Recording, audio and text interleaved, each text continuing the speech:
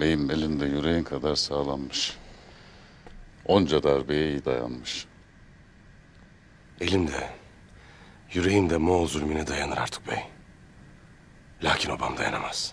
Ahaliyi kendin gibi cesur görmeyesin Ertuğrul Bey. Eğer herkes senin gibi olsaydı, sen de herkes gibi olurdun.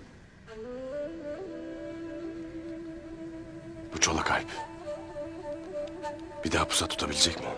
Sana ızdırap veren her şeyden, her haset nefisten, her haset gözden Allah'ın adıyla sana şifa dilerim. İnşallah tez vakitte şifa bulursun. Eyvallah.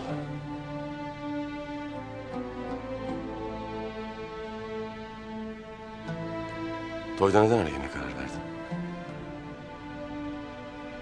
Lehine karar verseydin, bir daha ihtiyacın olduğunda beni toyda bulamazdın.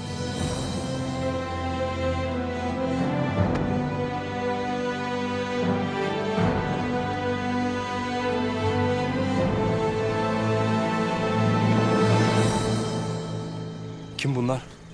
Senin kabul etmek için nazlandığın vazifeyi almaya gelenler. Yani bize biat etmek isteyenler. Vazifeleri. Her biri bey, vezir, subaşı.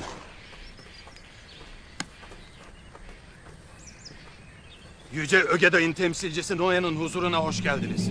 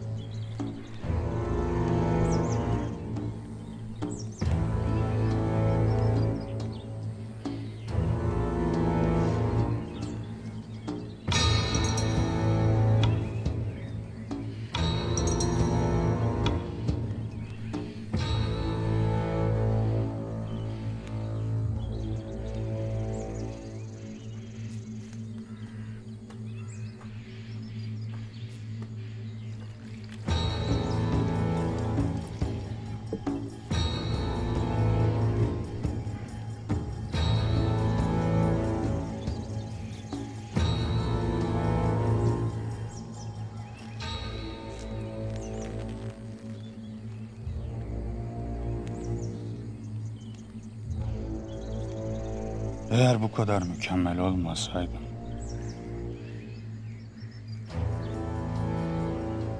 bütün erkekleri öldürürdüm.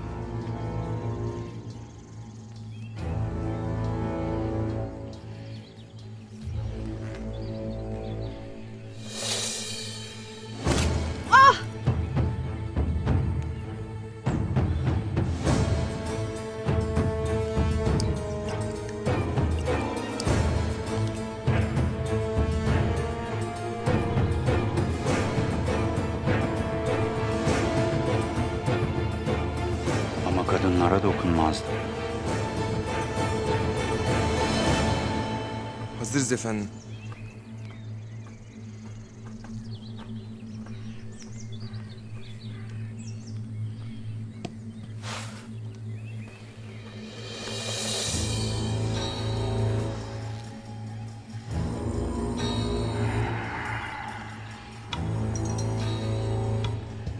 Kandan sonra en sevdiğim kadın kokusu.